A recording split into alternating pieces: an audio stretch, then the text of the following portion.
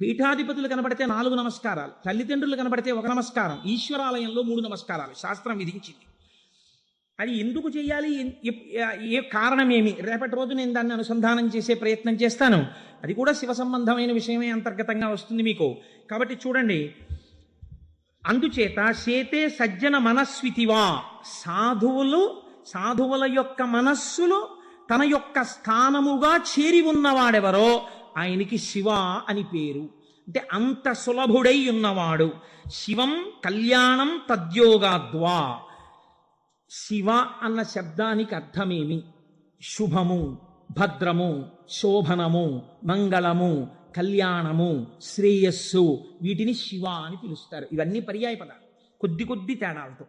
మీ ఇంటికి ఒక మంగళం జరగాలనుకోండి, అంటే ఉదాహరణకి పుట్టిన వాళ్ళు పుట్టినట్టే ఉండిపోవాలని మనం కోరుకోం కదా.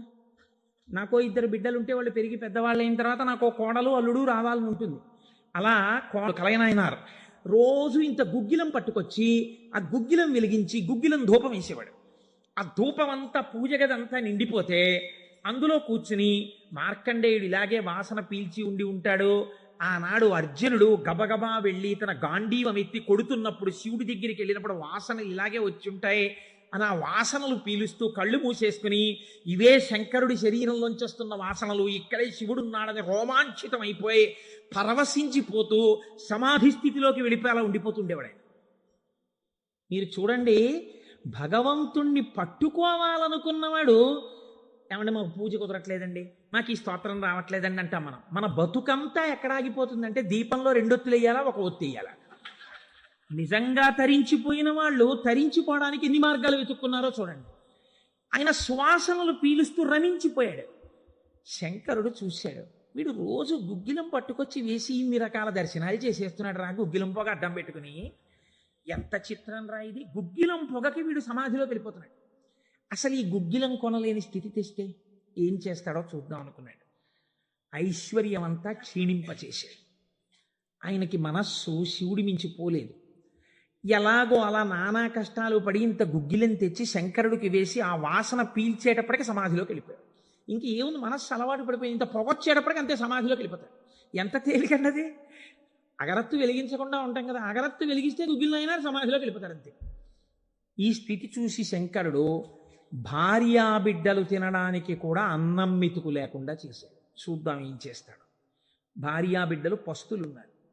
అన్నమో రామచంద్ర అని ఆ భార్య మహాపతివ్రత. ఆవిడ తన మెడలో ఉన్నటువంటి మంగళసూత్రాన్ని తీసి నాయనారికి ఇచ్చి, అయ్యా మీరిది పట్టుకెళ్ళి వెలకట్టి అమ్మించి డబ్బు పట్టుకుని రండి, దాంతో మనం కొన్నాళ్ళు భోజనం చేద్దామని. తప్పకుండా తీసుకొస్తానని ఆ మంగళసూత్రాలు చేతిలో పట్టుకుని శివ శివ శివ శివ అని సంతోషపడిపోతూ వెళ్ళిపోతున్నాడు. శంకరుడు ఒక పెద్ద బండిలో గుగ్గిలం బస్తాలు వేసుకుని ఎదురొచ్చాడు. మళ్ళీ దొరకవుట గుగ్గిలం, అందుకని చెప్పి బస్తాలు కొనుక్కెడుతున్నాను, ఎవరైనా కావాలంటే కొనుక్కోండి అని అరిచాడు. అమ్మ బాబోయ్, గుగ్గిలం దొరకదటని చెప్పి ఈయన గబగబా మంగళసూత్రాలు ఇచ్చేసి గుగ్గిలం బస్తాలు కొనేశాడు. పోనీ గుగ్గిలం దొరకదంటున్నారు, ఇంటికి పట్టుకెళ్ళి ఈ గుగ్గిలాన్ని దాచుకుని రోజు ఇంతంత వేద్దాం అనుకున్నాడా? నిజంగా నాడు శంకరుడు వస్తుంటే సుగంధిం పుష్టివర్ధనం, ఇదొక్కటే ఆయన సమాధికి కారణం. ఇంత గుగ్గిలం వెలిగించి మధ్యలో కూర్చుంటే అసలు నిజంగా శంకరుడు విరాట్ రూపంతో వచ్చేసినట్టు ఉండదు. కాబట్టి ఈ గుగ్గిలం అంతా వెలిగించేస్తానన్నాడు. ఇంట్లో వెలిగించేస్తే బాగుండదు, పొగలు వచ్చేస్తాయి. ఓ గుళ్ళోకి పట్టుకెళ్ళి వెలిగించేస్తే బాగుంటుందని ఈ గుగ్గిలం అంతా వేసుకుని ఓ గుడికి పట్టుకెళ్ళి ఈ గుగ్గిలం అంతా వెలిగించేసి దాని మధ్యలో కూర్చొని సమాధిని పొందేసి, కడుపులో ప్రేగులు నకనకలాడిపోతున్నాయి, తెలియదు, ఆకలి తెలియదు, శరీరం నీరస పడిపోయింది, శరీరం అంతా నొప్పులు పెట్టేస్తోంది, తెలియదు, ఇంట్లో భార్య బిడ్డలు శోషించి పడిపోయే స్థితి వచ్చింది, తెలియదు. ఆ పొగ మధ్యలో సమాధి స్థితిని పొందాడు. ఇప్పుడు నా భాషలో చెప్పాలంటే భగవంతుడు ఓడిపోయాడు. పరీక్ష పెట్టగలడా? ఏం పరీక్ష పెడతాడు? కాబట్టి చూడలేకపోయాడు ఆయన. అమ్మ బాబోయ్, ఇదెక్కడ భక్తి రాని గబగబా కుబేరుణ్ణి పిలిచాడు. కుబేరా, ఇలా నా పక్కన ఎన్నాళ్ళు నించుంటావు, నాకేం అవసరం లేదు. అడిగో మహానుభావుడు చూసావా, గుగ్గిలం పొగ మధ్యలో కూర్చున్నాడు, పెళ్ళం మంగళసూత్రాలు అమ్మేసి. వెంటనే వెళ్ళి ఆయన ఇంటిని బ్రహ్మాండమైనటువంటి అంతఃపురంగా మార్చేయి, భార్యకి బిడ్డలకి భూమండలంలో లేనంత ఐశ్వర్యాన్ని ఇచ్చేయి, ముందు ఉత్తరక్షణం వాళ్ళకి షడ్రశోపేతమైన భోజనం పెట్టు అనేటప్పటికి వాళ్ళ ఇల్లు మారిపోయింది, షడ్రశోపేతమైన భోజనం వచ్చింది. అయ్యో భర్త గారు ఎక్కడికి వెళ్ళారో అనుకుంటోంది ఆవిడ. అశరీరవాణి వినపడింది. అమ్మా నీ భర్త భక్తి ముందు లొంగిపోయాడమ్మా, శంకరుడు మహదైశ్వర్యం ఇచ్చేశాడు నీకు. ఆయనో అన్నం తిందామన్న ఆలోచన లేదు, ఆ గుగ్గిలం పొగలో కూర్చునున్నాడు. ఇలాగా కూర్చునుంటే ఇప్పుడు ఎవరు మాట్లాడాలి? ఎవరే నాన్న అన్నం తినరా అని. అమ్మా నాన్నగారు కోరుకున్న కోరికోటి ఉంది, నువ్వు ఎలా అయినా డాక్టర్ అయిపో. ఇంజక్షన్ చేసేశారు ఆ పిల్లకి.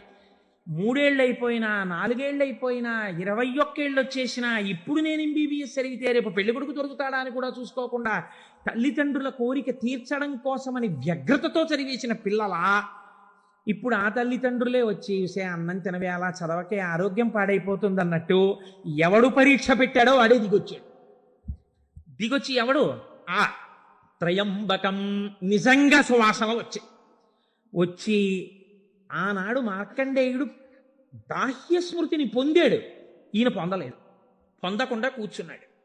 ఇప్పుడు ఆ పరబ్రహ్మం ముట్టుకోవలసి వచ్చింది. ముట్టుకుని కదిపాడు. ఓయ్ కలయా కలయా అని పిలిచాడు. పిలిస్తే ఆయన గభాలన బాహ్య స్మృతిని పొంది అబ్బా శంకరుడు వచ్చేసాడన్నాడు. నిజంగా కనపడితే ఇలా అరుపులు కేకలు ఉండవు. కందులంబట నీరు కారిపోతూ ఆ స్వామి పాదాల మీద పడిపోయి ఏ సుగంధిం పుష్టివర్ధనం అన్నాడో ఆ సువాసన పీలుస్తూ అలా పడిపోయింది. శంకరుడు భుజాలు పట్టుకుని లేపి, ఒరే నాన్న నువ్వు ఇంటికి వెళ్ళింత అన్నం తినరా, నా కడుపు నిండుతుంది, తొందరగా బయలుదేరరా నాయన, ఇక్కడ ఎన్ని నైవేద్యాలు పెట్టినా నాకు వంట పట్టట్లేదురా, నువ్వు ఇలా పడిపోతే తొందరగా వెళ్ళరా బాబు, నీకు ఎక్కడ లేని ఐశ్వర్యం ఇచ్చేశాను, కావలసినంత గుగ్గిలం వేసే, ముందు వెళ్ళి అన్నం తినండి. అప్పుడు ఆయన ఇంటికి వెళ్ళాడు. ఇంటికెళ్ళి షడ్రశోపేతమైనటువంటి భోజనాన్ని నాయనార్ స్వీకరించాడు. దీన్ని గుగ్గిల నాయనార్ అంటారు పెరియ పురాణంలో. ఎందుకంటే శివపురాణం చెప్పుకుంటూ నాయనార్ల చరిత్రని అనుసంధానం చేసి ఉత్తరాయణ పుణ్యకాలంలో నాయనార్ల గురించి వింటే పార్వతీ సహితుడైనటువంటి ఆ పరమశివుడు పొంగిపోయి పరవశించిపోతాడు. అందుకే లౌకికమైన ఉదాహరణలు మానేసి అవసరమైన చోట నాయనార్ల చరిత్రలే కలిపేద్దాం. ఇలా 63 మంది నాయనార్ల గురించి నేను చెప్పగలిగితే నా జన్మధన్యం అయిపోతుంది అని ఒక నాయనార్ని కలిపాను ఇవాళ. కనుక ఒకనాడు ఒక విచిత్రం జరిగింది. భక్తి అంటే ఎంత చిత్రంగా ఉంటుందో చూడండి. ఈ గుగ్గిల నాయనార్ జీవితంలోనే ఆ పక్కనే ఉన్నటువంటి రాజ్యంలో ఒక శివలింగం ఒకటి ఉంది. ఆ శివలింగం మొన్నను మేము కంచి వెళ్ళాం. కంచి వెళ్ళినప్పుడు శివలింగం ఇలా ఉంటుంది, గొట్టంలాగా కింద వెడల్పుగా ఉంటుంది, పైకి వెళ్ళే కొద్దీ సన్నగా ఉంటుంది. అటువంటి శివలింగం ఒకటి బాగా ఎత్తుగా ఉన్నటువంటి పీఠం మీద ఉంది. ఒక చిన్న పిల్ల ఆ శివలింగం దగ్గరికి వెళ్ళింది. అరమరిక తెలియని పిల్ల. ఆ పిల్ల వెళ్ళి చేతిలో ఒక తుమ్మి పువ్వు పట్టుకుని వెయ్యాలనుకుంది. ఆ పీఠం పట్టుకుంది, ఎగిరింది, ఎక్కింది, అందలేదు. ఆ పిల్ల ఏడుపు మొదలెట్టి శివా శివా నువ్వు నాకు అందట్లేదు, పువ్వు ఎలా వేయనంది. శంకరుడు ఆ భక్తికి పరవశించిపోయాడు. ఇది భగవంతుడు దేనికి కట్టుబడతాడు? ఆ భక్తికి కట్టుబడతాడు. వెంటనే ఇలా ఉన్న శివలింగం ఇలా వంగిపోతే ఆ పిల్లకేం తెలుసు? శివలింగం వంగిపోయింది నా కోసం, అది చిన్నపిల్ల. పొంగిపోయి తప్పట్లు కొట్టేసి కాసేపు ఆడేసి 2 పువ్వులు వేసేసి వెళ్ళిపోయింది. మరునాడు యథాలాపంగా అనేక శివలింగాలు ఉంటుంటాయి కదా గుళ్ళో. ఈ శివలింగం వంగడంలో లోపలున్న శివలింగం కూడా వంగిపోయింది. అర్చక స్వామి చూసి భయపడిపోయాడు. ఇదేంటి శివలింగం ఇలా వంగిపోయింది? మహారాజుకు తెలిసింది. ఇది ఏదో అరిష్టం జరుగుతుంది, శివలింగం వంగింది ఏమిటని భయపడ్డారు. ఈ శివలింగానికి వంపు దిద్దిలా పైకి తీయాలి. వాళ్ళకి ఉన్న తెలివితేటలు ఏమిటంటే ఈ వంగిపోయినటువంటి శివలింగానికి పెద్ద పెద్ద ఇనప గొలుసులేసి ఏనుగులకు కట్టి లాగించారు. ఇన్ని ఏనుగులు, ఇనపగులు, ఇవన్నీ నేను పుక్కిట పురాణాలు నా సొంతంగా చెప్తున్నాను అనుకుంటున్నారా? ఈ దేవాలయాలు ఉన్నాయి ఇప్పటికీ. నా జీవితంలో ఈశ్వరుడు అనుగ్రహిస్తే ఎప్పటికైనా ఈ 63 నాయనార్ల శివాలయాలు దర్శనం చేయాలని నా కోరిక. ఈ వంగిపోయిన శివలింగాన్ని ఇనప గొలుసులో పెట్టి ఏనుగులు లాగుతుంటే గొలుసులు తెగిపోయాయి, శివలింగం వంపు దిద్దబడలేదు. ఇది ఎవరో గుగ్గిల నాయనారికి చెప్పారు. శివలింగం వంగిందిట, ఇనప గొలుసులేసి లాగుతున్నారట, లాగుతుంటే గొలుసులు తెగిపోతున్నాయిట. ఆయన ఎంత బాధపడిపోయి కింద పడి ఏడిచి దొల్లేశాడు. శంకరా, మీ కంఠానికి ఇనప గొలుసులేసి ఏనుగులతో లాగారా? ఎంత ఉరిసిపోయిందో ఆ కంఠమని. అంతే, విన్న చోటు నుంచే పరిగెత్తి పారిపోయాడు పక్క రాజ్యానికి.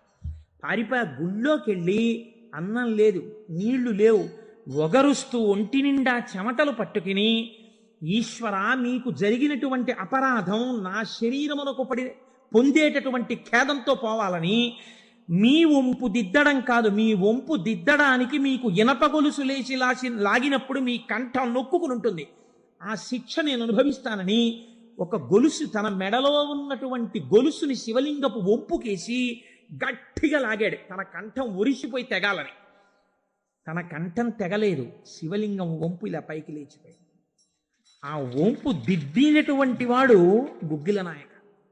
ఇప్పుడు మీరు నాకు చెప్పండి, బ్రతికున్న నాళ్ళు గుగ్గిల నాయనారు ఏం చేశాడు డబ్బు సంపాదించడానికంటే ఎవ్వరికీ తెలియదు. ఇంట్లో పర్సులోంచి 10 రూపాయలు తీస్తే 1000 రూపాయలు మళ్ళీ ఇంకో రూపంలో వచ్చేస్తుండే. అంత చిత్రంగా ఆయన మహదైశ్వర్య సంపన్నుడై, అందుకే అంటారు శాస్త్రంలో, ఐశ్వర్యము కావాలన్నవాడు శివారాధన చెయ్యాలి. శివారాధన అపారమైన ఐశ్వర్య హేతువు. అందున దక్షారామం లాంటిదైతే గొప్ప భోగస్థానం కూడా. అంత ఐశ్వర్యంతో జీవిస్తూ శివభక్తిని విడిచిపెట్టలేదు. శివభక్తితో ఐశ్వర్యంలో ఉన్నాడు. అంత్యమునందు తేలికగా శరీరం విడిబడి హాయిగా పరమశివుని యొక్క పాదములలో కలిసిపోయాడు. ఇప్పుడు మీరు చెప్పండి, అమరకోశంలో మహానుభావుడు అమరసింహుడు శివశబ్దానికి సజ్జనుల యొక్క మనస్సు రమించేటటువంటి స్వరూపము కలిగిన వాడు అని శివశబ్దానికి అర్థం చెప్పడంలో ఎంత గంభీరమైన అర్థం ఉందో మీరు చూడండి. శివశబ్దము సజ్జనుల యొక్క మనసు రమించు స్థానము. ఎలా రమిస్తుంది? దేనివల్ల? దానికి ఈ కారణం ఆ కారణం అని చెప్పడం కుదరదు. మీకు మనస్సుంటే, భక్తి ఉంటే ఒక్క కారణం చాలు. ఏదో ఒక కారణంతో శివుని యందు మనసు రమిస్తే వాడికి సమస్తమైనటువంటి ఐశ్వర్యము కలుగుతుంది. ఇహము నుండి పరము వరకు, మోక్షము వరకు పొందగలడు. కాబట్టి అటువంటి స్థితిని ఇయ్యగలిగినది. 3వ నిర్వచనంలో అంటారు, చేతే సజ్జన మనస్వితివా. సాధువుల యొక్క మనస్సు యందు తానుండువాడు. ఇప్పటి వరకు సాధువులు తమ మనస్సు శివుని యందు పెట్టారు. ఇప్పుడే స్థితి కడతట.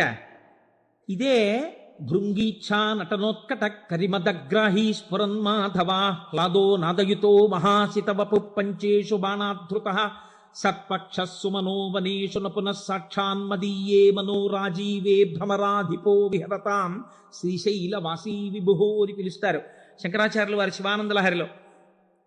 లోపల ఉండేటటువంటి హృదయ పద్మము పరిశుద్ధముగా భక్తి అన్న తేనెతో నిండి ఉంటే 2 గండు తుమ్మెదలు వస్తాయి. పార్వతీ పరమేశ్వరులని గండు తుమ్మెదలు వచ్చి విహరిస్తుంటే అక్కడ తేనె కోసం. ఇప్పుడు ఎవరి మనస్సు నిరంతరము శివనామము పట్టుకుని రమించిపోతోందో, ఎవరు శృతి ప్రమాణము చేత పరవశించిపోతున్నారో అటువంటి వారి మనస్సు యందు పరమశివుడే వెళ్ళి చేరి ఉంటాడు. అంటే ఆయనే శివుడైపోయి ఉంటాడు. ఇది నోటితో చెప్తే చాలామంది అందుకుని ఉంటారు. కానీ నేను దీనికి కూడా ఒక ఉదాహరణ ఇచ్చే ప్రయత్నం చేస్తాను. చంద్రశేఖర పరమాచార్య స్వామి వారికి నడిచే దేవుడు అని పేరు. మహానుభావుడు, ప్రాతస్మరణీయులు. మొన్నట్నే మేము కంచి కామకోటి పీఠానికి వెళ్ళి స్వామివారి బృందావనం దగ్గర ప్రణిపాతం చేసి వచ్చాం. ఆ సమాధి అన్నమాట వాడరు పెద్దలు సన్యసించినటువంటి వారిని సమాధి చేసిన చోట పైన తులసి కోట పెడితే బృందావనం అని పిలవాలి. ఇది బృందావనం అండి, చంద్రశేఖర పరమాచార్య స్వామి వారి బృందావనం అనాలి. అలా కాకుండా సమాధి మీద శివలింగం ఉంటే బృందావనం అనకూడదు, అధిష్టానము అనాలి. ఇది రమణ మహర్షి యొక్క అధిష్టానం అండి అనాలి. రమణాశ్రమంలోకి వెళ్ళారనుకోండి, మీరు ఇది రమణ మహర్షి సమాధనో రమణ మహర్షి బృందావనమనో మీరు ఉచ్చరిస్తే మీ యందు దోషం పడుతుంది. అలా అనకూడదు. ఇది రమణుల అధిష్టానము అని పిలవాలి. ఎందుకంటే దాని మీద శివలింగం ఉంటుంది కనుక. అటువంటి బృందావనం చంద్రశేఖర పరమాచార్య స్వామి వారి బృందావనం దగ్గర మేము మొన్న ప్రణిపాతం చేసి వచ్చే అదృష్టాన్ని పరమాచార్య స్వామి మాకు అనుగ్రహించారు. పరమాచార్య స్వామి ఒక మాట చెప్పుకుంటూ ఉండేవారు. ఆయన అనేవారు, నాకు ఎప్పుడైనా చీకట్లో వెడుతున్నప్పుడు ఒక విగ్రహాన్ని చూస్తే నా బాధ్యత నాకు గుర్తొస్తుందనేవారు. ఇదండి రమించడం అంటే, ఇది శివుడు అంటే. మామూలుగా మాట్లాడడం, ఇలా ఉపన్యాసాలు చెప్పడం గొప్ప కాదు. రమించిన హృదయంలోంచి అటువంటి మాట రావడం ఆ వ్యక్తి యొక్క స్థితిని చూపిస్తుంది. పరమాచార్య నడిచి వెళ్ళిపోతుండేవారు.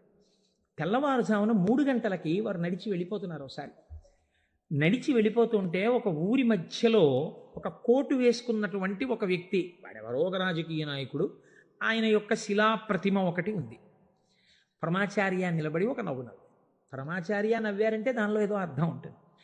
ఆయనతో ఆనాడు అంతేవాసులై దగ్గరగా నడిచినటువంటి శిష్యులున్నారే, వారు అదృష్టవంతులు కనుక వారు దగ్గరగా వెళ్ళి నిలబడ్డారు. ఎందుకు నవ్వారు అని అడగరు కదా. వారు నవ్వి అన్నారు, దీన్ని చూస్తే నాకేం జ్ఞాపకం వస్తుందో తెలుసా, నా బాధ్యత జ్ఞాపకానికి వస్తోంది అన్నారు. అదేమిటండి, ఆ విగ్రహానికి మీకు సంబంధం ఏమిటి అనుకున్నారు విన్నవాళ్ళు. ఆయన అన్నారు, ఈ విగ్రహంలో ఉన్న వ్యక్తి తెల్లవారుజామున 3 గంటలకి ఇలాగే కోటేసుకుని నిలబడి ఉండేవాడా అని అడిగారు. అప్పుడు 3 కదా అయింది టైం. తెల్లవారుజామున 3 గంటలకి ఆ విగ్రహంలో ఉన్న వ్యక్తి ఎవరు ఉన్నాడో ఆయన అలా కోటేసుకుని నిలబడ్డ కదా. లేకపోతే బహుశः ఇప్పుడు మనం 3ంటికి చూసాం, ఈయన రాత్రి 1 గంటకు కూడా ఇలాగే కోటేసుకుని ఉంటుంటాడు. అంటే రాత్రి 1 గంటకు కూడా ఈయన బతికున్న రోజుల్లో కోటేసుకుని ఉన్నాడా? లేడు. కానీ కోటేసుకున్నటువంటి వ్యక్తిని అందరూ చూశారు బయట. ఆయన బయటికి వచ్చినప్పుడు ఎక్కువగా కోటుతో బయటికి వచ్చేవాడు. కాబట్టి ఇప్పుడు ఆయన్ని చూడగానే రాత్రి చూసినా, పగలు చూసినా, ఉదయం చూసినా, సంధ్యవేళ చూసినా ఆయన జీవితంలో సాధించిన విషయాలు జ్ఞాపకానికి వచ్చి, అందుకు ఆయనకి ఇటువంటి శిలాస్తూపం పెట్టారు అని జ్ఞాపకానికి వస్తుంది. నేనెవరో తెలుసా? పరమాచార్య చెప్పిన మాట. నేను కూడా ఇలా దండం పట్టుకుని, కమండలం పట్టుకుని నడిచి వెళ్ళిపోతుంటే భారతదేశమునకు 4 చెరగుల మళ్ళీ అవైదికమైన మతములు ప్రవేశించకుండా 4 పీఠములు పెట్టి చంద్రమౌళీశ్వరారాధన ఏర్పాటు చేసినటువంటి మహాపురుషుడైన శంకరాచార్య స్వామి వారి ప్రతిబింబంగా ఆ శిల తన జీవితాన్ని జ్ఞాపకం చేస్తే, శంకరులని జ్ఞాపకం చేసి నడుబడిని నేర్పడానికి ఈ రూపంతో మేము తిరుగుతున్నాం. మా నడుబడి ఎంత జాగ్రత్తగా ఉండాలో చూడండి అని పరమాచార్య ఆ స్తూపాన్ని చూసి చెప్పుకున్నారు. ఎంత భక్తో చూడండి నిజంగా వారిది. వారు ఒకనాడు శ్రీశైలం వెళ్ళారు. వెళ్ళినప్పుడు హటకేశ్వరంలో శంకరాచార్య స్వామి వారు తపస్సు చేసినటువంటి ప్రదేశం ఉంది. వారు ఆ హటకేశ్వరం దగ్గరికి వెడుతూ ఆ తపస్సు చేసిన ప్రదేశం దగ్గరికి ఒక సంస్కృత పండితుడిని పిలిచి వారు సంస్కృతంలోనే మాట్లాడుతూ ఉండేవారు. ఆయన అన్నారు, చాలా కాలం మఠాన్ని నిర్వహించాను. 13 సంవత్సరాల ప్రాయంలో సన్యసించారు మహానుభావుడు. చాలా కాలం మఠాన్ని నిర్వహించాను. ఉత్తర పీఠాధిపతిని నిర్వహించాను. జయేంద్ర సరస్వతి స్వామి వారిని ఉత్తర పీఠాధిపతిని చేశాను. ఆయనకి కావలసినటువంటి పరిణితి ఏర్పాటు చేశాను. నాతో పాటు ఎన్నో ప్రదేశాలకి తీసుకెళ్లాను. మఠ నిర్వహణ యందు ఆయనకి కావలసినటువంటి శక్తియుక్తులను గరపాను. ఇంకా ఎంతకాలం ఆ మఠ నిర్వహణ చేస్తూ ఉండను? శంకర భగవత్పాదాచార్య స్వామి ఏ హటకేశ్వరంలో తపస్సు చేశారో నేను ఇంకిక్కడ ఉండిపోయి ఈ హటకేశ్వరంలోనే తపస్సు చేస్తూ ఉండిపోతాను. చాలు, జయేంద్ర సరస్వతి చూస్తారు మిగిలినటువంటి మఠ వ్యవహారాలన్నీ అన్నారు. పరమాచార్య నోటి వెంట ఒకసారి ఒక మాట వస్తే వెనక్కి తిప్పడం అంత తేలిక. ఆనాడు వారు హటకేశ్వరంలో ఉండిపోకుండా ఎంత మందో వెళ్ళి బతిమాలితే వారు మన ఆంధ్రదేశానికి వచ్చి పర్యటన చేశారు. ఆ సమయంలో చూడండి, ఎంత మఠాధిపత్యం ఉన్నా, శంకరాచార్య స్వామి వారి పరంపరాగతమైనటువంటి పీఠానికి ఆధిపత్యంలో ఉన్నా, ఇలా అడుగు తీసి అడుగేస్తే జగద్గురు చంద్రశేఖర పరమాచార్య స్వామి వస్తున్నారని రోడ్లకి ఇరుపక్కల కొన్ని వేల మంది నిలబడి నమస్కారాలు చేసి నీరాజనాలు ఇచ్చినా వారికి దానికన్నా హటకేశ్వరంలో కూర్చుని శ్రీశైల మల్లికార్జునుడి గురించి తపస్సు చేసుకోవడం, జపం చేసుకోవడం ఇష్టంగా అనిపించింది. అంటే ఎన్ని ఉన్నా మనస్సు ఏది కోరింది? ఆ శివుణ్ణి కోరింది, గురువులైన శంకరాచార్యుల వారిని కోరింది. అలా కోరింది కాబట్టే ఈనాటికి వారు నడిచే దేవుడయ్యారు. అందుకే ఈ శివమహాపురాణం చిట్ట చివర్లో బహుశः ఆంధ్రదేశంలోనే కని విని ఎరుగని రీతిలో పార్వతీ కళ్యాణం మనం చెయ్యబోతున్నాం కాకినాడ పట్టణంలో. కాకినాడ పట్టణం సువర్ణాక్షరాలతో లిఖింపబడిందండి. మనం అందరం కలిసి ఇక్కడి నుంచి కొన్ని వేల కార్డులు పోస్ట్ చేశాం తరిగొండ వెంగమాంబ గారి గురించి. అది తిరుమల తిరుపతి దేవస్థానంలో నిస్సందేహంగా కదలిక తీసుకొచ్చింది. కె విశ్వనాథ్ గారిని పిలిచి సదస్సు నిర్వహించి నాకు పేపర్ కటింగ్స్ వచ్చాయి తిరుపతి నుంచి. తరిగొండ వెంగమాంబ గారి బృందావనాన్ని సందర్శనీయ స్థలంగా తిరుమల తిరుపతి దేవస్థానం మార్చబోతుంది. మనం చేసినటువంటి ఒక మంచి పనికి వేసిన విత్తనం మనకి పేపర్లు అక్కర్లేదు, మన పేర్లు వెయ్యక్కర్లేదో, ఎవడి నామస్మరణ వలన కేవలము శుభమే జరుగుతుందో వాడిని శివ అని పిలిచారు. మీకు నేను ఒక దేవాలయ ప్రాంగణంలో శివమహాపురాణ ప్రవచన సందర్భంలో మీకు ఒక విషయం విజ్ఞాపన చేస్తున్నాను. ఇది పరమసత్యం, అబద్ధాలు చెప్పుకోవలసిన దౌర్భాగ్యం నాకు లేదు. బహుశా మా దొరగారికి ఒక్కరికి తెలిసేమో, ఆయన నాకు పేరు జ్ఞాపకంలో లేదు. ఈ ఊళ్ళోనే ఒక వ్యక్తి ఉండేవారు. ఆయన ఒకసారి నా దగ్గరికి వచ్చి, అంటే నా ఉద్దేశం ఇలాంటి బాధల్లో ఉన్న వాళ్ళందరినీ మా ఇంటికి వచ్చేసి నన్ను అడగమని కాదు. ఆయన ఒకసారి మా ఇంటికి వచ్చి ఒక్కసారి మీకు నమస్కారం చేసి వెళ్ళిపోతానని చాలా వ్యగ్రతతో అన్నాడు. అంటే నేను ఆఫీస్కి వెళ్ళిపోతున్నానండి, టైం అయిపోతుంది, ఇప్పుడు నమస్కారం పెట్టి మాట్లాడడం ఎందుకు? అక్కర్లేదు, నేనేం మాట్లాడను, ఒకసారి నమస్కారం చేసి వెళ్ళిపోతాను. సరే చెయ్యండి, కానీ అది మీరు నమస్కారం చేస్తానన్నట్టు లేదు, ఒక్కసారి మిమ్మల్ని కొడతానన్నట్టుంది. ఎందుకంత భావన వ్యగ్రత అన్న అంటే, ఇవాళే నా జీవితానికి చిట్ట చివరి రోజు, నేను ఆత్మహత్య చేసుకోబోతున్నాను. నా మనస్సులో ఎప్పుడైనా శాంతి కలిగితే మీ ఉపన్యాసాల్లోనే కలిగేది. అందుకని మీకు ఒక్కసారి నమస్కారం చేసి ఆత్మహత్య చేసుకుందామని వచ్చాను. మీకు ఒక్కరికే చెప్తున్నాను, మీరు ఎవరికీ చెప్పకండి. సాయంకాలానికి నేను ఉన్నాను. నేను హడిలిపోయింది, నాకు చెప్పాడు బాబని. అది నేను తర్వాత ఎడతాను ఆఫీస్కి, అవసరమైతే హాఫ్ డే సీఎల్ ఎడతాను. కూర్చోండి అని కూర్చోబెట్టాను. అంటే బాబా ఇలా మా ఇంటికి వచ్చేయమని కాలుష్యమండి. కాబట్టి కూర్చుంటే ఏమి మీకు ఎందుకు కలిగింది ఈ బాధ? ఆయన ఏదో పాపం చాలా చెప్పుకొచ్చాడు ఏడుస్తూ. నేనన్నా సరే ఒక పని చేయండి, ఆఖరి ప్రయత్నం వచ్చేయండి. మీరు దీక్షగా 42 రోజులు శివాలయానికి ఎవ్వరికీ చెప్పద్దు. ప్రదోష వేళలో వెళ్ళి శివ ప్రదక్షిణం చేసి మీరు ఏమీ చెప్పకండి. మీరు చెప్పగలిగినంతసేపు శివాలయం అరుగు మీద కూర్చుని శివ శివ శివ శివ శివ శివ ఇదొకటే. ఒక 42 రోజులు ఈ దరిద్రాన్ని, మీ కష్టాలని అనుభవించి చూడండి అన్నాడు. మీరు నమ్ముతారా? ఆ వ్యక్తి నా దగ్గరికి వచ్చి, నా జీవితంలో ఆశించని రీతిలో నా జీవితానికి ఒక కొత్త మలుపు తిరిగిందండి, నేను వరంగల్ వెళ్ళిపోతున్నాను, నేను సెటిల్ అయిపోతున్నానని చెప్పాడు. ఆ వ్యక్తే నాకు ఈ మధ్యనే మళ్ళీ ఫోన్ చేసి, కోటేశ్వరారు ఇప్పుడు నేను ఎంత ఆనందంగా ఉన్నానోనండి, ఒక్కసారి మీరేమన్నా వరంగల్ వస్తారేమిటండి ఉపన్యాసాలకి, మీ దర్శనానికి వద్దాం అనుకుంటున్నాను, నేను కూడా కాకినాడ అన్నాడు. అయ్యా మీరు ఎప్పుడైనా కాకినాడ ఇప్పుడు అక్కర్లేదు, ఇప్పుడు తర్వాత వద్దురు కానీ, నేను వరంగల్ ఇప్పుడు మాత్రం రావట్లేదు, నేను వరంగల్ వస్తే చెప్తాను, అప్పుడు మీరు నా దగ్గరికి వద్దురు కానీ తప్పకుండా దర్శనానికి అన్నాడు. కళ్యాణి అందులో అంటారే, ఏతి జీవంతిమానందో నరం వర్ష శతాదపి అంటుంది సుందరకాండ. 100 ఏళ్ళు బతికిన వాడు శుభాన్ని చూస్తాడు. అందుకే తొందరపడి ఏదో సమస్య ఉందని ఆత్మహత్యలు చేసేసుకుంటాం, ఇలాంటి మాటలు అనకూడదు. కాబట్టి చూడండి, శివుడు ఉద్ధరించగలడు అనడానికి ప్రత్యక్ష ప్రమాణం మనకే ఉంది కదా. శివం అంటే మంగళం, శోభనం, శ్రేయస్సు, కళ్యాణం. ఏ శుభము నీకు కావాలన్నా శివానుగ్రహముగానే వస్తుంది. శివానుగ్రహము కలిగితే నీ ఇంట సర్వమంగళములు జరుగుతాయి. అందుకే శంకర భగవత్పాదాచార్య స్వామి శివానంద లహరిలో ఒక మాట అంటారు, అసలు శివ నిన్ను చూసి ఏదేదో అనుకుంటుంటారు, అసలు నీ స్వరూపం ఒక్కసారి ఆలోచించు. కరస్తే హేమాద్రౌ గిరిశ నికటస్తే ధనపతౌ గృహస్థే స్వర్భూజామరసురభి చింతామణిగణే శిరస్థే సీతాంశౌ చరణయుగళస్తే అఖిల శుభౌ కమర్థం దాస్యేహం భవతు భవదర్థం మమ మనః అంటారు. శంకర, నాకు శుభం ఇయ్యని అడగడానికి నీకు నేనేమి ఇచ్చివను? కరస్తే హేమాద్రౌ, ఒక చేతిలో నువ్వు మేరు పర్వతం బంగారు కొండ పట్టుకున్నావు, బంగారు కొండే నీకుంది, ఇంకేమివ్వను? గిరిశ నికటస్తే ధనపతౌ, గిరిశ ఓ శంకర, నీ పక్కన నవనిధులకు అధిపతి అయిన కుబేరుడు ఇలా నిలబడ్డాడు. నువ్వు ఎప్పుడు కుబేరా కొంచెం ఏమైనా 2 రూపాయలన్నాయంటే అనలేదు. ఆయనే ఎప్పుడు ఏమైనా అడుగుతావేమోనని ఇలా నిలబడ్డా, ఆయన కోరిక తీరలేదు. గిరిశ నికటస్తే ధనపతౌ, కుబేరుడు నీ పక్కన ఉన్నాడు. గృహస్థే స్వర్భూజామరసురభి చింతామణిగణి, నీ ఇంట కల్పవృక్షాలు, కామధేనువులు, చింతామణులు రాసులు పోసి ఉన్నాయి. ఎన్ని కామధేనువులో, ఎన్ని కల్పవృక్షాలో, చింతామణులతో గోడలు కట్టారు నీ ఇంట్లో. పోన్లేవయ్యా ఇవన్నీ ఉన్నాయి, కానీ నీకేదో మోక్షం ఇస్తాను, నీకేమైనా అనారోగ్యం వస్తే తగ్గిస్తానడానికి నీ యొక్క శిరస్సు మీద సీతాంశు చంద్రబింబం ఉంది, చంద్రరేఖ ఉంది, కాబట్టి మోక్షం ఇచ్చే అధికారం నీకుంది. ఇంక నీకు నేనేమివ్వను? నాది నాది అన్నది ఒక్కటి ఉంది నా దగ్గర, నీది కాదని నా దగ్గర ఉన్నది అన్నది ఏమిటో తెలుసా? కమర్థం దాస్యేహం భవతు భవదర్థం మమ మనః. నాది అని అస్తమానం నన్ను బంధనంలో పడేసే ఈ మనస్సు నీకు ఇచ్చేస్తా, బుచ్చేసుకో. ఏదో రకంగా ఆయన పాదాల దగ్గర చేరడానికి శంకరాచార్యులు వారు మన కోసం చేసినటువంటి శ్లోకం కమర్థం దాస్యేహం భవతు భవదర్థం మమ మనః. మమ అన్న చోట నేను అన్న శబ్దం శంకరాచార్యుల వారి కోసం అండి, ఆయన అపరశంకరుడు, మన కోసం. ఇది జగద్గురువుల యొక్క కారుణ్యం. కనుక అటువంటి శంకరుడికి మీరేమి ఇవ్వాలి? మీరేమి ఇవ్వక్కర్లేదు.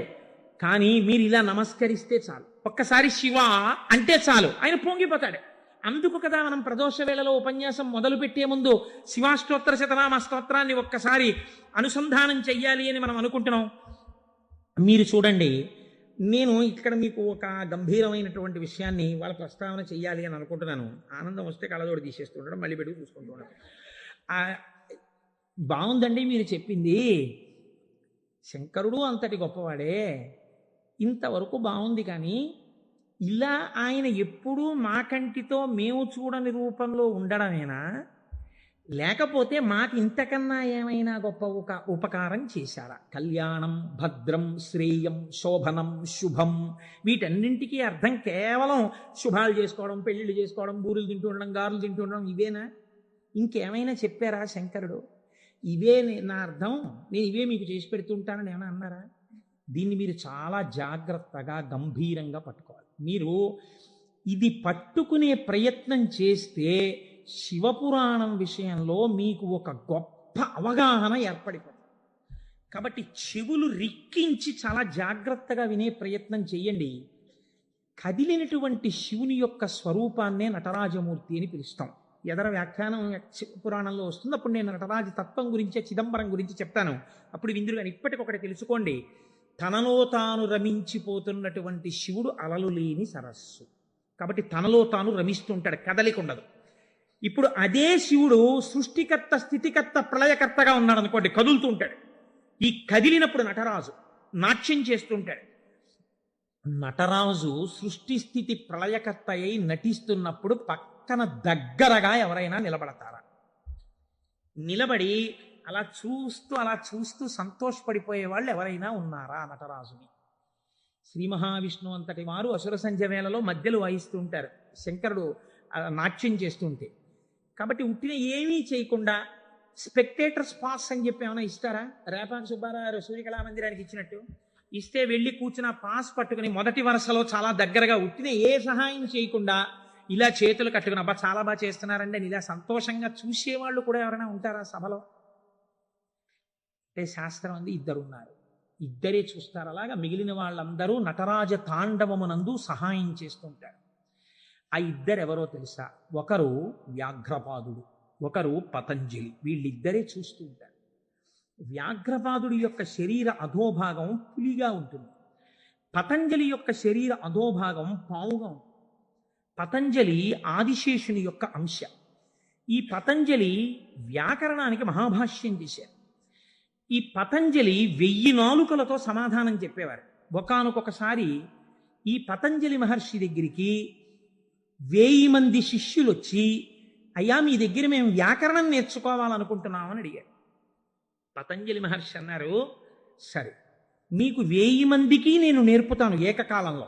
ఎవరు ఏ స్థాయిలో ఉన్నారో ఆ స్థాయిలో పాఠం చెప్పేస్తాను. మీకు ఉదాహరణకి వ్యాకరణం అంటే కొద్దిగా సంగీతంతో పోల్చండి. కొద్దిగా అమరిక కోసం సంగీతం నేర్పేటప్పుడు బాగా కీర్తనల్లోకి వచ్చేసిన వాళ్ళకి, ఇంకా సరిగమ పదనిసల్లో ఉన్న వాళ్ళకి, from the lowest string to the highest string కలిపి కూర్చోపెట్టి సంగీతం నేర్పడం కుదరదు.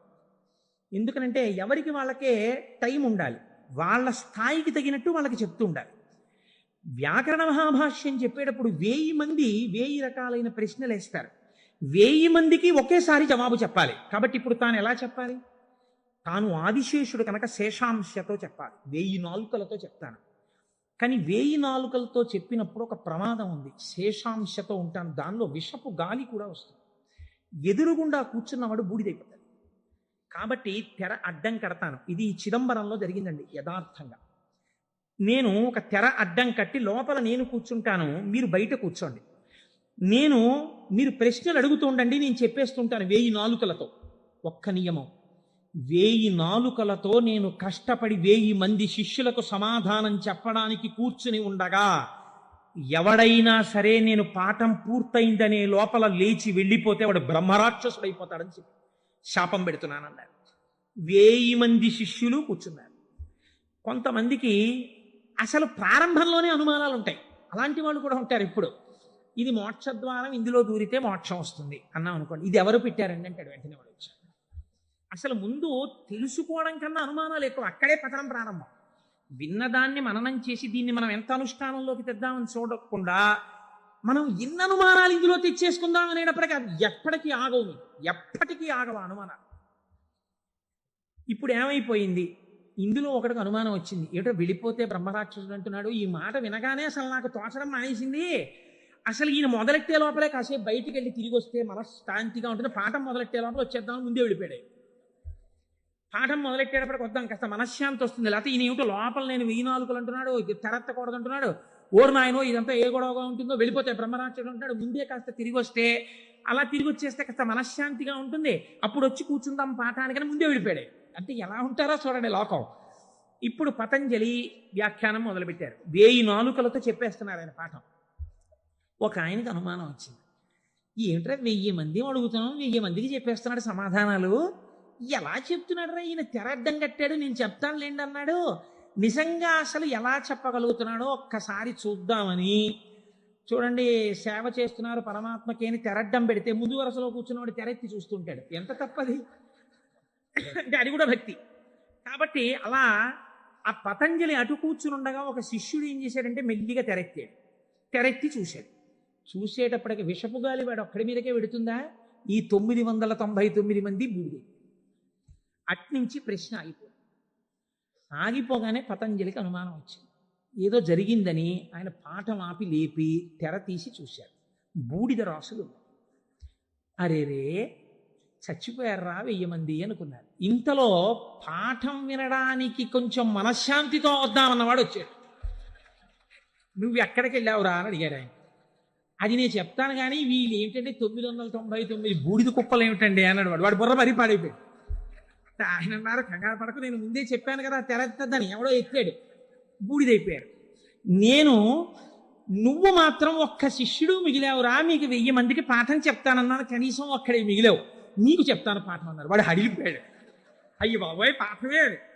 ఇప్పుడు పతంజలి అన్నారు, నీకేం చెప్పను, కంగారు పడకు, నీకు నేను అనుగ్రహించేస్తున్నాను, నీకు వ్యాకరణం అంతా భాషించేసి నీకు వచ్చేసింది వ్యాకరణ భాష. వింధ్య పర్వత శిఖరాల దగ్గర నిలబడ్డాడు. వింధ్య పర్వతానికి కిందకి దక్షిణ దేశం, పైకి ఉత్తర దేశం. పూర్వం ఔత్తరాహులు అంటే ఉత్తర దేశంలో వాళ్ళు వ్యాకరణం నేర్చుకోవడానికి దక్షిణానికి చిదంబరం వెళ్ళేవారు. చిదంబరం నుంచి ఉత్తరం పాటలీపుత్రానికి వెడుతుండేవారు. అవంతి వెళ్ళడం కూడా ఉండేది ఉజ్జయిని. కాబట్టి ఆయన అక్కడ కూర్చుని పోయారు. పెద్ద రావి చెట్టు ఎక్కి కూర్చున్నాడు. బ్రహ్మరాక్షసుడు కదా, బాగా వ్యాకరణం వచ్చింది. అందుకని ఇటుగా వస్తున్న వాళ్ళని ఆపేవాడు. ఆ రోజుల్లో వ్యాకరణం నేర్చుకోవాలి అంటే, ఆ రోజుల్లో ఏంటి యథార్థం అంతే, వ్యాకరణం నేర్చుకోవాలి అన్నా, వేదం నేర్చుకోవాలి అన్నా ఉపనయనం చేసుకోవాలి. ఉపనయనం చేసుకుని గాయత్రీమాత యొక్క అనుగ్రహాన్ని పొందితే తప్ప వేదం చదవడానికి కానీ వ్యాకరణం చదువుకోవడానికి కానీ అర్హత ఇచ్చేవారు కాదు. కాబట్టి ఇప్పుడు ఈయన ఉపనయనం అయిపోయినటువంటి బ్రహ్మచారులు ఎవరైనా వ్యాకరణం నేర్చుకోవడానికి ఎడుతుంటే వాళ్ళని ఆపుతుండేవాడు. ఆపుతూ వ్యాకరణ సంబంధమై పతంజలికి మాత్రమే తెలుసున్న ఒక గంభీరమైన లోతైన ప్రశ్న అడుగుతుండేవాడు. పచ్చనేటటువంటి ధాతువు మీద త అనబడేటటువంటి నిష్ఠా ప్రత్యయం కలిస్తే పచధాతువునకు నిష్ఠలో రూపం ఏ రకంగా వస్తుంది అని అడిగేవాడు. సాధారణంగా వ్యాకరణంలో దీన్ని తెలియని వాళ్ళు ఏమంటారంటేట పక్వం అంటారు. వెంటనే పక్వం అనగానే ఆయన అనేవాడు, బాగా పక్వం అయ్యావురా ఈ జవాబు చెప్పని నోట్లో పడేసుకున్నాడు. పక్వం అంటే బాగా రుచిగా వండబడ్డాడు అని. ఇప్పుడు నువ్వు పక్వం అయ్యావు అని తినేసి మళ్ళీ చెట్టెక్కి కూర్చునేవాడు. ఇలా చాలామంది బ్రహ్మచారుల్ని తినేసాడు. తినేసి కూర్చుంటే గగ్గోలు పెట్టడం మొదలెట్టారు. ఈ బ్రహ్మచారి ఎవడో అక్కడ కూర్చున్నాడు, బ్రహ్మరాక్షసుడు, వాడు వ్యాకరణ సూత్రం అడిగి తినేస్తున్నాడు.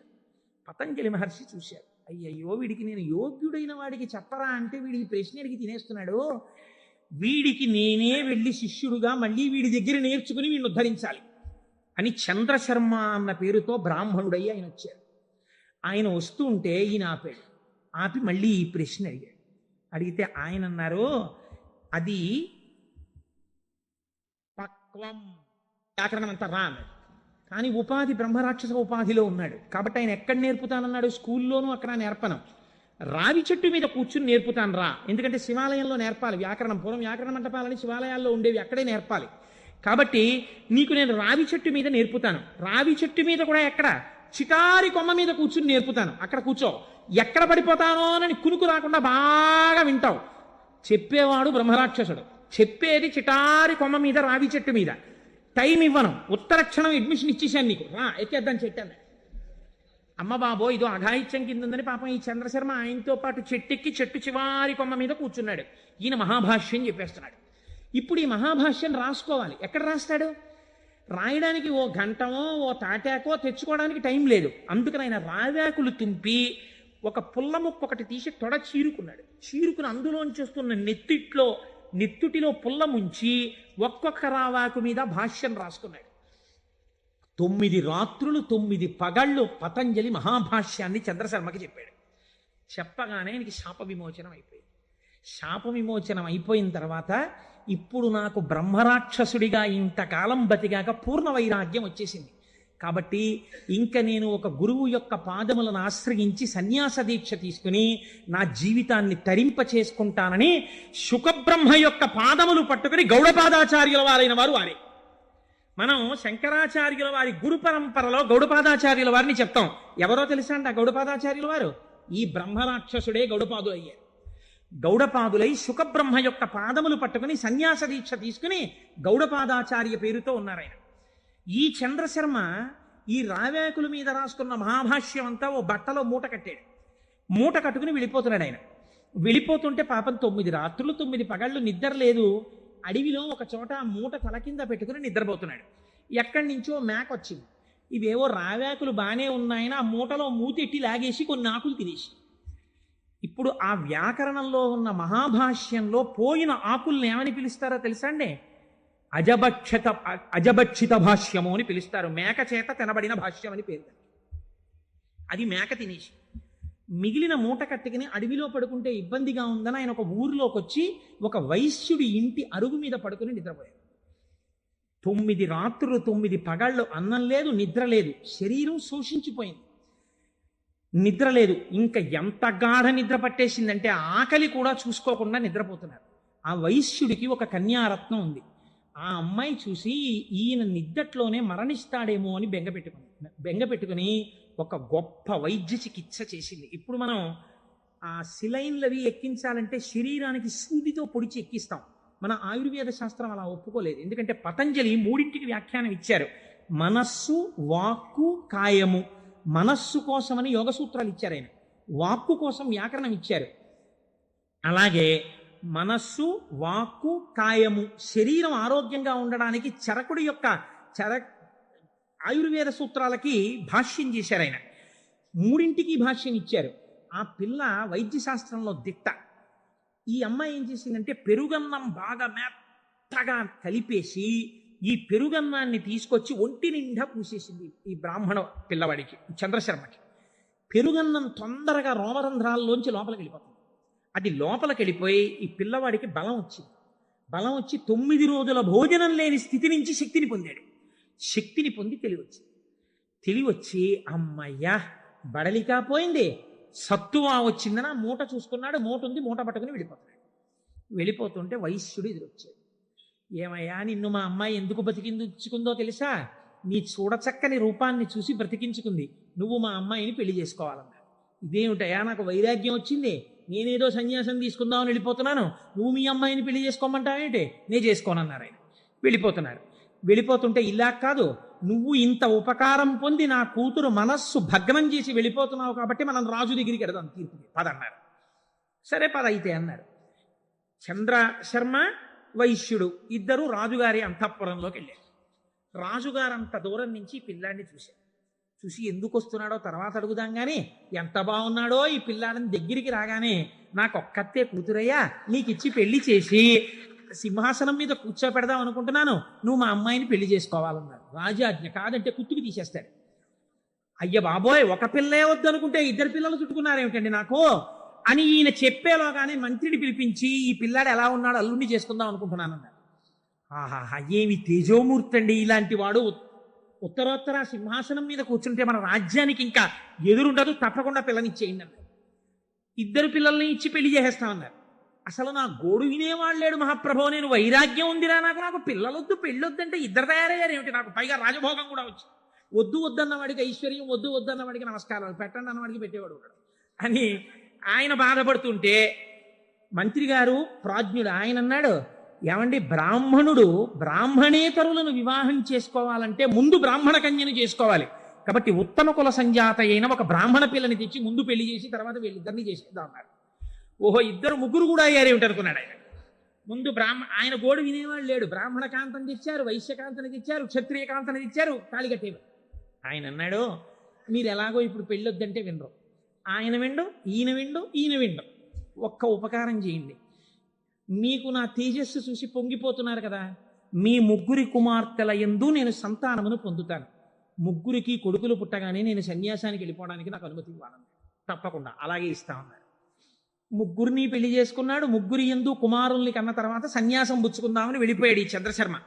వెళ్ళిపోయినటువంటి వాడు వెళ్ళి వెళ్ళి వెళ్ళి వెళ్ళి ఎవరు ఇతపూర్వం బ్రహ్మరాక్షసుడి రూపంలో ఉండి తనకి మహాభాష్యమంతా చెప్పి సన్యాసం తీసుకుని శుకబ్రహ్మకి శిష్యుడిగా ఇవాళ గౌడపాదాచార్య స్వామి వారిగా ఉన్నారో ఆయన దగ్గరకే వెళ్ళి, అయ్యా నాకు సన్యాసం ఇవ్వండి అని అడిగాడు. నీకు గోవిందపాదాచార్య నామంతో సన్యాసం ఇస్తున్నానని సన్యాసం ఇచ్చి సన్యాసనామం గోవిందపాదాచార్య.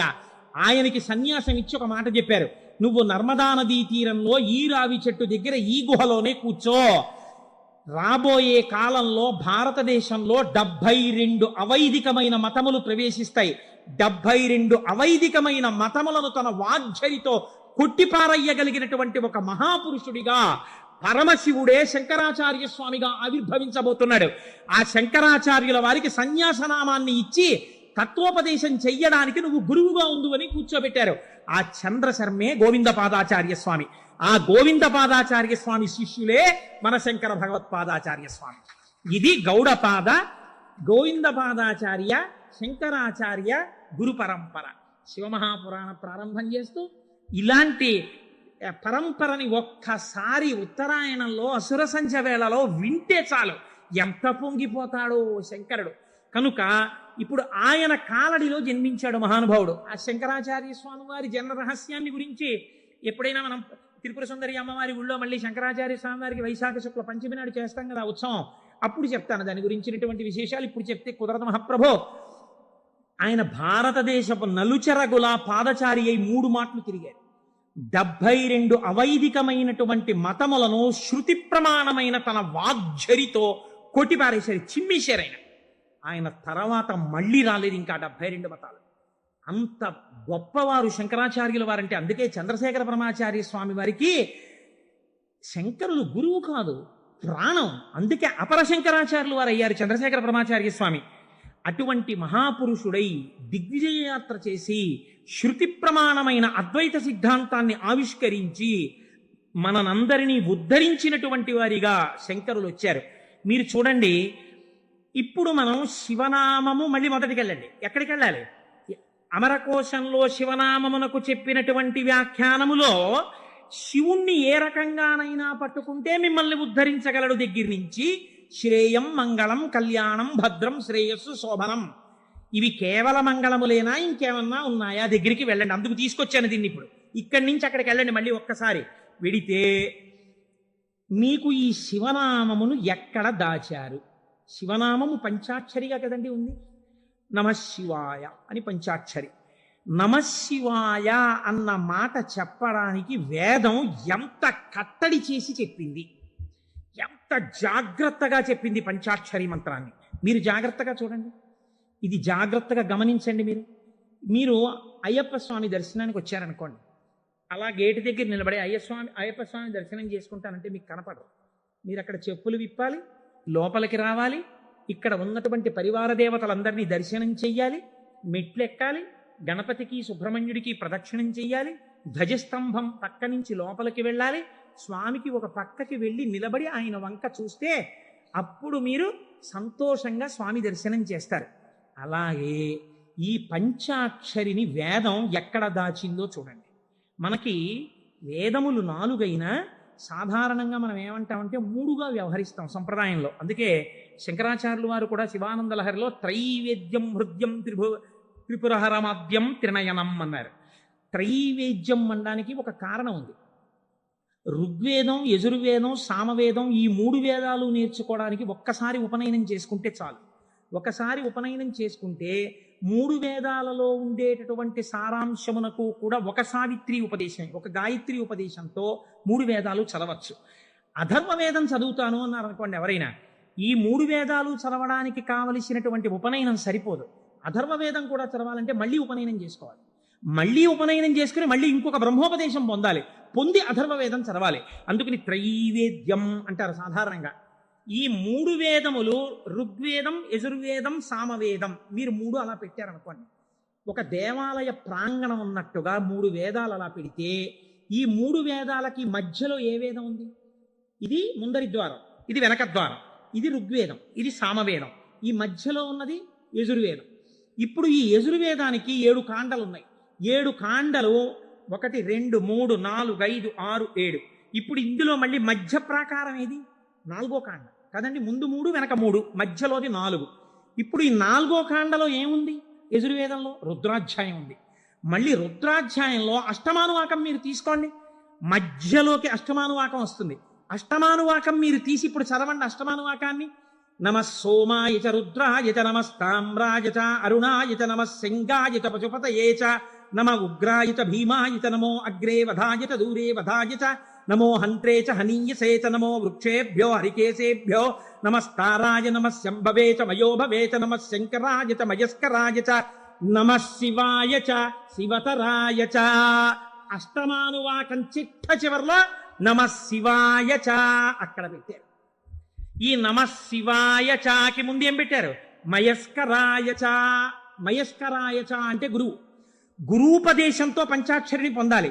మయస్కరాయ చ ఈ గురువుల పరంపరలో మొట్టమొదట లోకంలో శివనామాన్ని ప్రచారం చేసి అద్వైత సిద్ధి వైపుకు నడిపించిన వాళ్ళు ఎవరు? నమ శంకరాయ చ.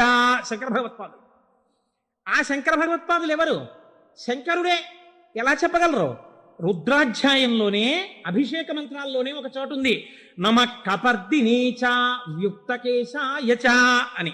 కపర్దినీచ అంటే పెద్ద జటాజూటం ఉన్నవాడు, వ్యుక్తకేశాయ చ అంటే అసలు వెంట్రుకలు లేనివాడు, మొత్తం పూర్ణమండలం చేయించేసుకుని గుండు చేయించేసుకుని ఉన్నవాడు. అలా ఎలా కుదురుతుందండి? పక్కనే ఉన్న నామంలో పెద్ద జటాజూటమా, ఆ పక్కనే ఉన్న నామంలో ఒక్క వెంట్రుక కూడా లేనటువంటి గుండుతో ఉన్నవాడా? ఈ రెండు ఎలా సమన్వయం అవుతాయి అంటే పెద్దలు అన్నారు, నీ ఇష్టం వచ్చినట్టు చెప్పడానికి వీల్లేదయా.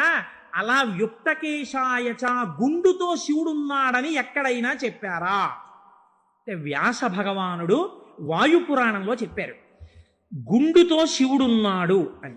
గుండుతో శివుడు ఎక్కడున్నాడు? ఎందుకంటే దక్షిణామూర్తిగా కూడా జటాజూటంతో ఉంటారు, శివుడిగా జటాజూతంతో ఉంటారు. పూర్ణముండనంతో గుండు చేయించుకున్నటువంటి శివస్వరూపం లేదు.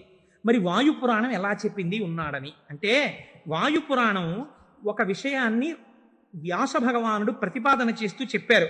చతుర్భిః సహ శిష్యైస్తు శంకరో అవతరిష్యతి.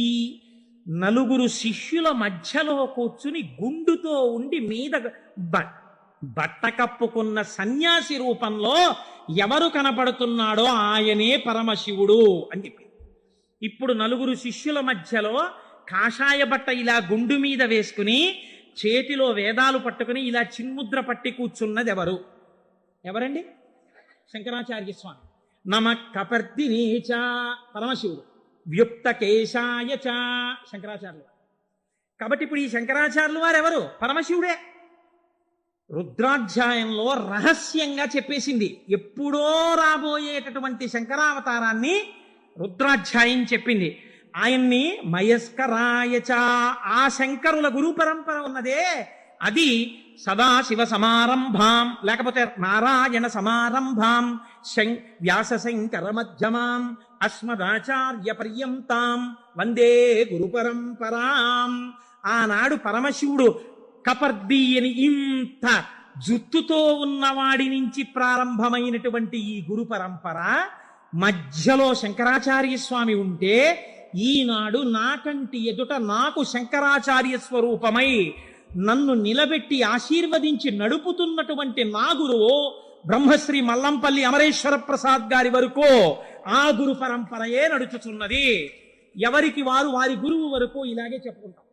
సదాశివ సమారంభాం శంకరాచార్య మధ్యమాం అస్మదాచార్య పర్యంతాం వందే గురు పరంపరాం. ఈ గురువు ఏం చేస్తున్నారు? మీకు నడుబడి నేర్పుతున్నారు. ఈ గురువు ఏం చేస్తున్నారు? ఉదారమూర్తి అయి మిమ్మల్ని ఆశీర్వదిస్తున్నారు. ఈ గురువు ఏం చేస్తున్నారు? మీ ఉద్ధరణ కోసం ఈశ్వరుణ్ణి ప్రార్థన చేస్తున్నారు.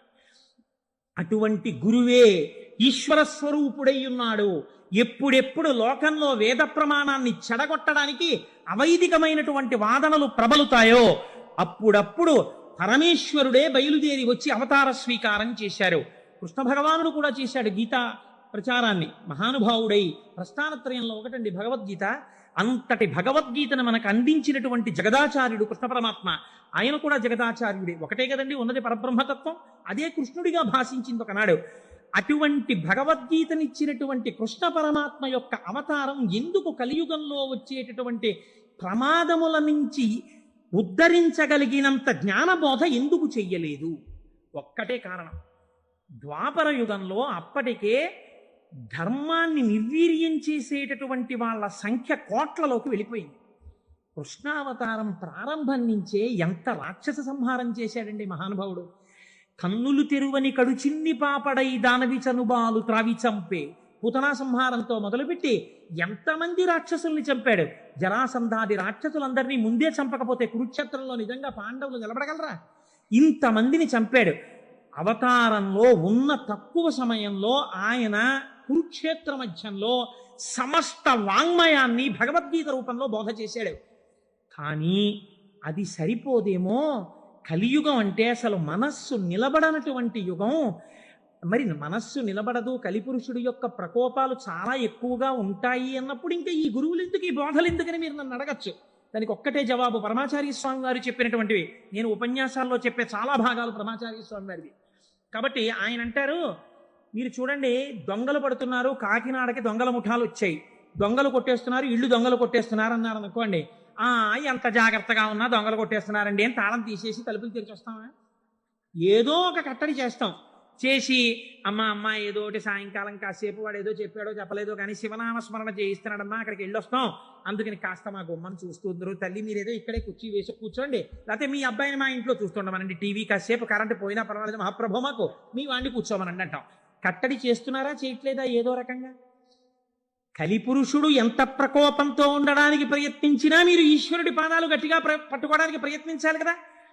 దానికి ప్రస్థానత్రయ భాష్యంతో మొదలుపెట్టి ఈశ్వరుణ్ణి స్తోత్రం చెయ్యడం వరకు, ఆకాశం నుంచి పాతాళం వరకు సమస్త వాంగ్మయాన్ని జ్ఞానబోధ తప్ప ఇంకొక ప్రయత్నం కాని పని కాని పెట్టుకోకుండా 32 జీవితంలో షణ్మత స్థాపనాచార్యులై శృతి ప్రమాణాన్ని నిలబెట్టి అందరి దేవతల మీద స్తోత్రాలు చెప్పి శివానందలహరి, సౌందర్యలహరి, బ్రహ్మసూత్ర భాష్యం ఇన్ని చేశారండి మహానుభావుడు శంకరాచార్యులు వారు.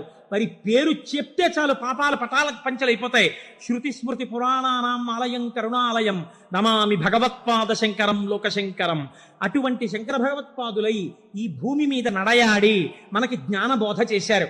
ఇప్పుడు చెప్పండి, శుభం, కళ్యాణం, శ్రేయం, భద్రం, శోభనం ఇవన్నీ ఎందులోకి వెళ్ళిపోతాయి? జ్ఞానంలోకి వెళ్ళిపోతాయి. జ్ఞానం కన్నా గొప్ప కళ్యాణం, జ్ఞానం కన్నా గొప్ప శుభం, జ్ఞానం కన్నా భద్రం, జ్ఞానం కన్నా శ్రేయం, జ్ఞానం కన్నా శోభనం ఇంకున్నాయా? ప్రపంచంలో లేవు. అటువంటి జ్ఞానమును మీకు అందించడానికి పరమేశ్వరుడే శంకరుడిగా ఈ భూమండలము మీద నడయాడినాడు కాదు. ఇప్పుడు కూడా శంకరుడు కరచరణాదులతో తిరుగుతున్నాడు. నాకు అలాగే తిరుగుతున్నాడు. నా కంటికి నేను ఆరాధించేటటువంటి పరమేశ్వరుడే కరచరణాదులతో తిరుగుతున్నాడు. నేను పట్టుకోవడానికి తన పాదములను అనుగ్రహిస్తున్నాడు. తన చేతిని నా మూర్ధన్య స్థానమునందుంచి ఆశీర్వచనం చేస్తున్నాడు. నాకు అనుమానం వస్తే రాత్రనక పగలనక నేను వెళ్ళి పరిగెత్తికెళ్ళి కూర్చుని, గురువుగారు దీనికి ఎలా చెప్పాలండి అంటే, నాన్న నీకు ఫోన్ చేసి చెప్తాను, ఇప్పుడు టైం లేదని ఫోన్ చేసి నాన్న నువ్వు అడిగిన శ్లోకానికి ఇది వ్యాఖ్యానం. అని ఫోన్ చేసి చెప్పగలిగినటువంటి ఉదారుడై ఆ పరమశివుడు ఆ శంకరుడు నాకు మల్లంపల్లి అమరేశ్వర ప్రసాద్గా నడయాడుతున్నారు, మీకు మీ గురువుగా నడయాడుతున్నారు. తిరుగుతున్నారా తిరగట్లేదా? పరంపరగా నయాడుచున్నారు. ఇది శివం, ఇది మంగళం, ఇది భద్రం, ఇది శ్రేయం, ఇది శోభనం. కాబట్టి మనం ఎవరికి నమస్కరిస్తాం? గురుర్ బ్రహ్మ, గురుర్ విష్ణు, గురుర్దేవో మహేశ్వర, గురు సాక్షాత్ పరబ్రహ్మ, తస్మై శ్రీ గురవే నమః. అటువంటి గురువు ఇప్పటికీ మీకు శుభములిచ్చేవాడై, శోభనములనిచ్చేవాడై, మంగళప్రదుడై ఉన్నాడు. కాబట్టి రుద్రాధ్యాయం వేదములు అంత జాగ్రత్తగా సమన్వయం చేస్తూ ఆ శంకరులు వస్తారని అంత స్థితిని పతంజలి నటరాజస్వామి దర్శనం దగ్గర నుంచి మొదలుపెట్టి పక్కన ఇలా నిలబడి నటరాజ తాండవం చూసినందుకు, ఒకనాడు నేను ఈ శంకరుడే శంకరాచార్యులు వారిగా వస్తే తత్వబోధ చేసేటటువంటి వాణ్ణి లోకంలో తయారు చెయ్యాలని గోవిందపాదాచార్యుల వారిగా సిద్ధం చేయించుంచారు. కాబట్టి మన ఆర్ష జాతి, మన సనాతన ధర్మము, మన పురాణములు ఎంత గొప్పవో, ఆ శివ అన్న మాట ఎంత గొప్పదో, ఆ శివం అన్న మాట ఎంత భద్రమో, ఎంత శ్రేయస్కరమో, దాని గురించి వింటే, దాని గురించి తలుచుకుంటే ఎంత పరవశమో.